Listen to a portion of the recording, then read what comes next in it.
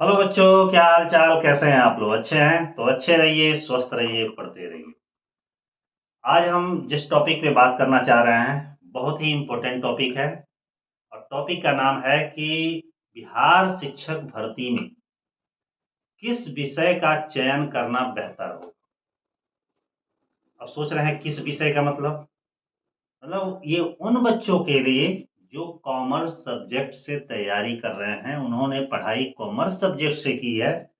और commerce subject में समझिए कि 3 पार्टों में डिवाइड किया गया है।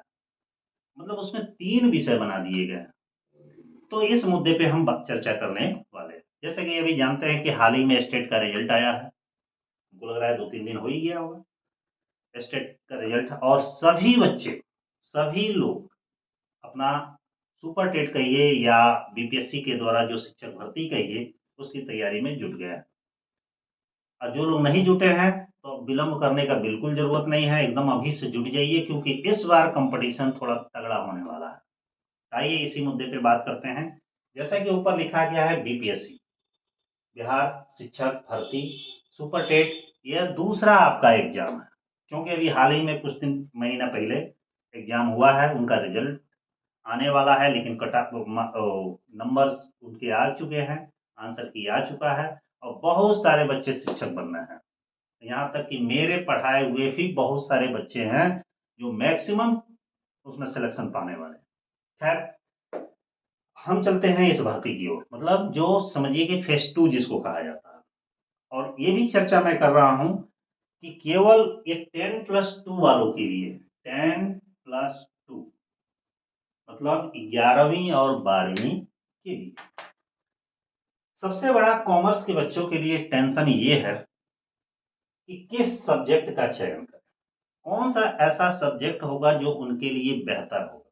क्योंकि अभी बीबीएससी ने नोटिफिकेशन जारी किया है, आप लोग जानते ही होंगे कि टोटल कॉमर्स का इस बार के एग्जाम में, फेज 2 के एग्जाम में, अर्थात जो बीपीएससी द्वारा जो एग्जाम कंडक्ट कराया जाएगा, अभी फॉर्म नहीं आया है, हो सकता है कि 10-12 दिन में आ जाए। तो उसमें टोटल बस उन्होंने ये बताया है कि भाई 618 पोस्ट है।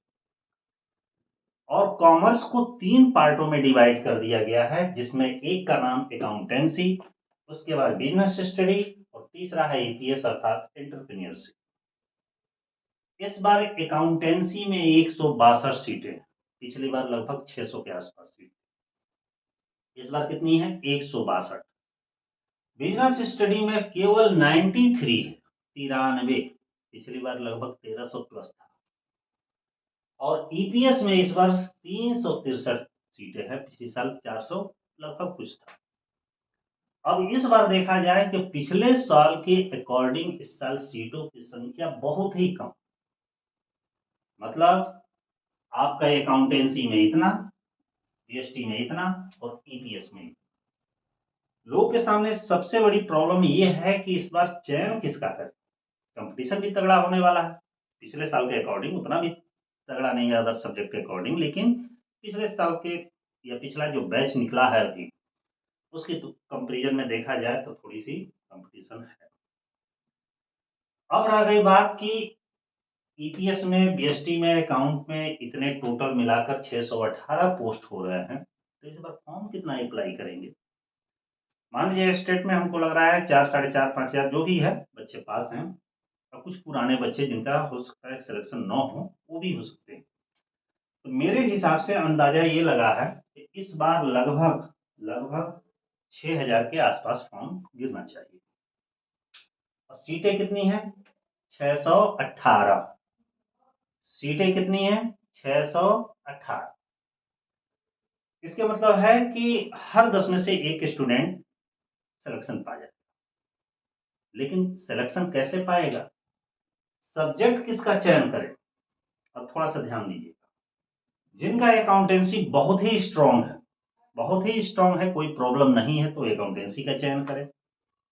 जिसका अकाउंटेंसी बिल्कुल समझिए कि स्ट्रांग नहीं है, तो बिजनेस स्टडी का चयन करेंगे, तो भाई सीटों की भी संख्या कम है कि नहीं? तो वह चाहे तो ईपीएस का चयन कर सकते हैं।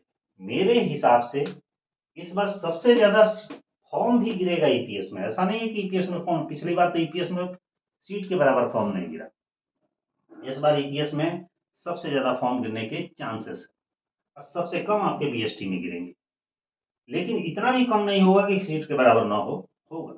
मान के चलिए कि 1000-1200 इसमें भी गिर सकता है, उसी के आसपास इसमें भी गिर सकता है, लेकिन बाकी जितना बच जाएंगे सब इसमें गिरेगा। तो भाई मेरा बस कहना इतना ही है, यदि आपकी अकाउंटेंसी स्ट्रांग है तो आप अकाउंटेंसी का चयन करेंगे। अकाउंटेंसी स्ट्रांग नहीं है मतलब कहीं से भी कोई प्रॉब्लम नहीं है, ठीक ना, तो आप इसको चयन करिए। और लगता है कि आपका भाई न्यूमेरिकल पार्ट थोड़ा कमजोर है, तो आप ईपीएस और बिजनेस स्टडी में से चयन कर सकते हैं। अब इन दोनों को में थोड़ा सा डिफरेंस ये है कि इसका लैंग्वेज थोड़ा सिंपल है, थोड़ा इसका लैंग्वेज हार्ड है। इसमें कुछ न्यूमेरिकल का भी पार्ट है, जैसे कि आपका फंड फ्लो वगैरह है, चाहे रेशियो एनालिसिस है, चाहे वर्किंग कैपिटल है, ऐसे थोड़े से न्यूमेरिकल है। मान के चलिए कि 20% न्यूमेरिकल है और बाकी थ्योरेटिकल है। तो मेरे हिसाब से पहली प्रायोरिटी अकाउंट उनके लिए जो अकाउंट में काफ़ी स्ट्रांग पार्ट है, तो अकाउंटेंसी का चयन करें, अन्यथा आप ईपीएस का चयन करें।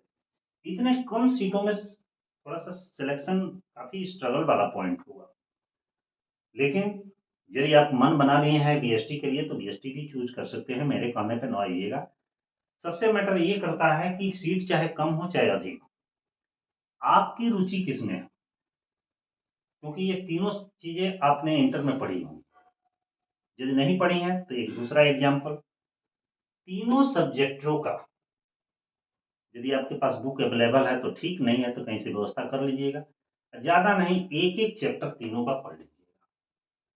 जिस चैप्टर को पढ़ने से मतलब जिस सब्जेक्ट के एक एक चैप्टर को पढ़ने से यदि आपको उसमें इंटरेस्ट आ रहा है, आपको लगता है कि भले शायद सीट कम है तो क्या है, मैं सिलेक्शन ले सकता हूँ, तो भाई आप वही सब्जेक्ट चुनिएगा।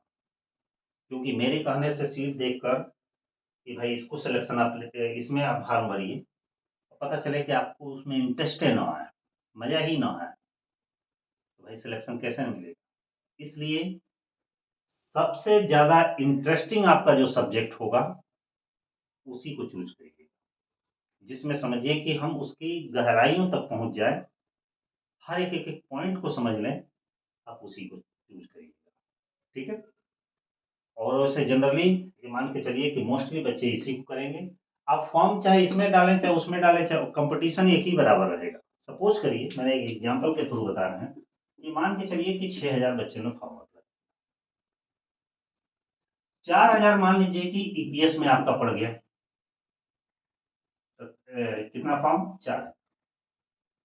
और मान के चलिए कि इसमें से बीएसटी में आपका मान लीजिए 800 पड़ गया, और मान लीजिए अकाउंट में आपका पड़ गया 1200 पड़ गया, तो मिलाकर 6000 में हुआ।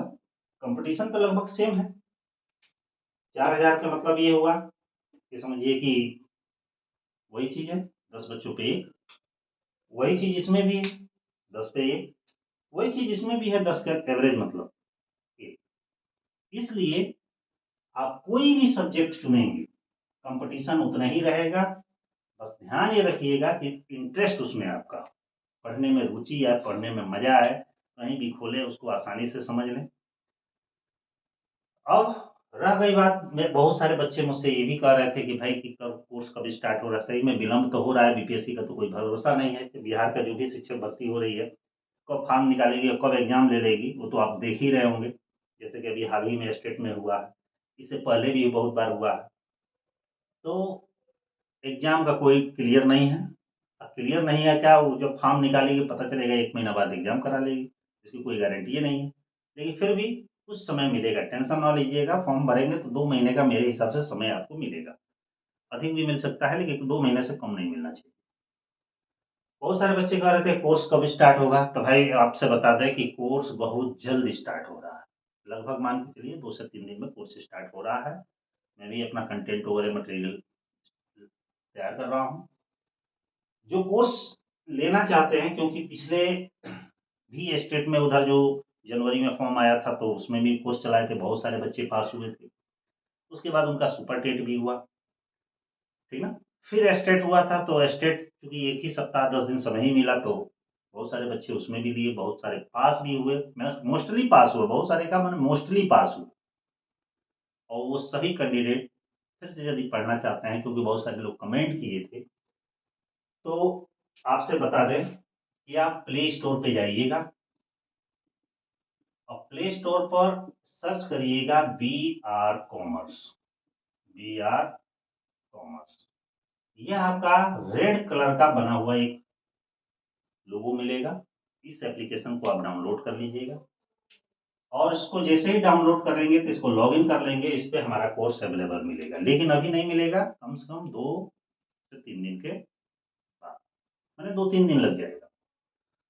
और एक चीज़ और बता दे रहे हैं कि इस कोर्स में, ध्यान से सुनिएगा, इस कोर्स में चाहे तीनों ही सब्जेक्टों का चलेगा, कंप्लीट कोर्स कराया जाएगा। साथ में सबसे लो प्राइस में, इतने लो प्राइस में कि उतना लो प्राइस में कोई नहीं पढ़ाएगा। दूसरी चीज, इसमें जो पढ़ाया जाएगा, तो आपसे बता दे रहे हैं कि केवल कॉमर्स, बाकी इसमें और भी आएगा, आपका जीएस वगैरह का भी 40 नंबर का आता है, लैंग्वेज भी आता है, ये सब चीजें नहीं चलेंगी, केवल कॉमर्स, चाहे वो अकाउंटेंसी हो, चाहे बिजनेस हो, चाहे ईपीएस। इसमें हम आपको देंगे रिकॉर्डेड लेक्चर्स चैप्टर वाइज और एमसी। हमारे कोर्स में एक खासियत ये ध्यान दीजिएगा कि जो लोग भी लिए होंगे पहले भी, पास भी है बहुत सारे लोग, प्रॉपर एक एक लेक्चर देखे होंगे और उसका टोटल नोट्स बनाए, क्योंकि नोट्स तो आपको बनाना है, नोट्स मैं नहीं बनाऊंगा। हाँ, बोर्ड पे सारा कुछ लिखा रहेगा, आपको 1 बाई 1 करके नोट करना है। आपका खुद नोट्स रहेगा, पढ़ेंगे, समझेंगे, लिखेंगे, हैबिट होगा आपका, कुछ लिखने में याद हो जाएगा, फिर एग्जाम के टाइम में रिवीजन करेंगे और उसके साथ एमसीक्यू क्वेश्चंस भी देंगे ढेर सारे, साथ में मॉक टेस्ट भी देंगे, आपका टेस्ट भी कराया जाएगा। तो जल्दी से आप लोग तैयार हो जाइएगा। एक चीज़ और बता दे रहे हैं कि यूट्यूब पे मैंने कम्युनिटी वगैरह भी डाल देंगे, इस संबंध में आप पोलिंग कर दीजिएगा कि कौन कौन से लोग मतलब हैं जिस पर मतलब अकाउंट का लेना चाहते हैं, बीएसटी का लेना चाहते हैं, ईपीएस का लेना चाहते हैं, या पोलिंग कर दीजिएगा। ठीक है, ऐसे ही अगले लेक्चर में किसी मिलते हैं। और बहुत तैयार हो जाइए, आपके पास जो भी बुक वगैरह हो तो उसको पढ़ना शुरू कर दीजिए, नहीं हो तो मंगवा लीजिए, क्योंकि अब टाइम नहीं है। बुक को जितनी से अधिक अधिक बार रीडिंग करेंगे उतना ही नॉलेज होगा। और मेरी ये कामना रहेगी कि सभी लोग अच्छे से फॉर्म फिल करिए, फॉर्म फिल करने में किसी भी प्रकार की लापरवाही बिल्कुल ना करिएगा। और क्योंकि आया नहीं है, आने वाला है, लेकिन पहले ही बता दे रहे हैं आपसे। और आराम से पढ़ना स्टार्ट करिएगा, अभी से कर देंगे तो प्रेशर कम रहेगा। ठीक है, all the best, next lecture में मिलते हैं।